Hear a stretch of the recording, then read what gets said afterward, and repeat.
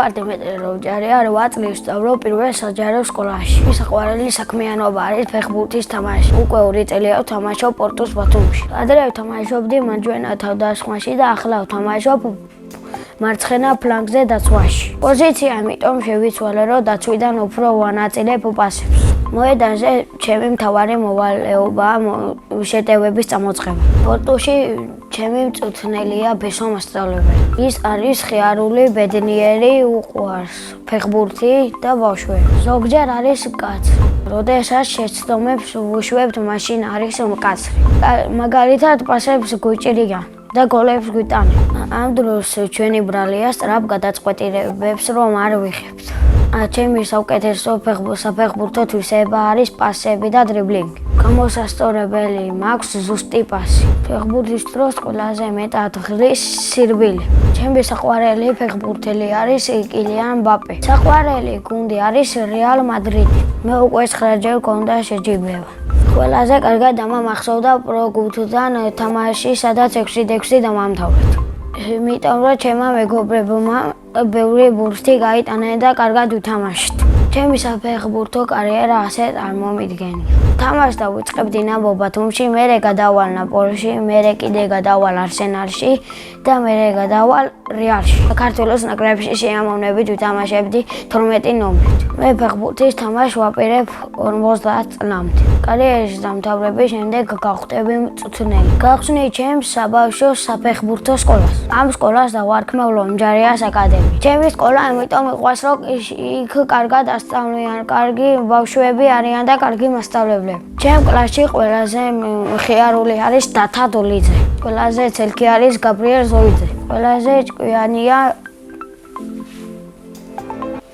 ანა მარგველაშვილი. ყველაზე მშვიდია სესილი ლომაძე. მე ვარ ყველაზე სიმპათიური, კეთილი, მეგობრული და მოხერხებული ბიჭი. ჩემი საყვარელი საგანი არის ქართული.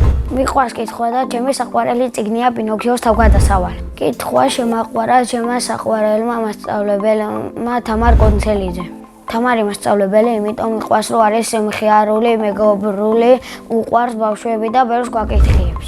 მე რომ მწერალი ვიყო, წიგნს დავწერდი ფეხბურთზე. ამ წიგნში დავწერდი ჩემზეც როგორ გავხდი ცნობილი ფეხბურთელი. მე რომ ფეხბურთელი ვიქნები, ხელფასი მიქნება 500,000 დოლარი. ბევრი ფული რომ ექნება დავეხმარები გაჭირვებულ ადამიანებს, რომელიც ფეხბურთის თამაშის საშუალება არ აქვთ. პირადად ჩემთვის ვიყიდი ბენუეს წითელ ფერს M4-ს.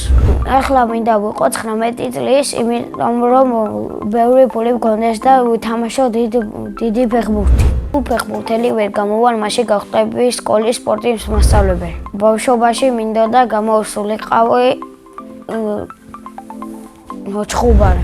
მე ახლაც ვარ ძალიან კარგი მოჩხუბარი. ამ ბოლო სეზონში ვიჩხუბე ბურთის გამო.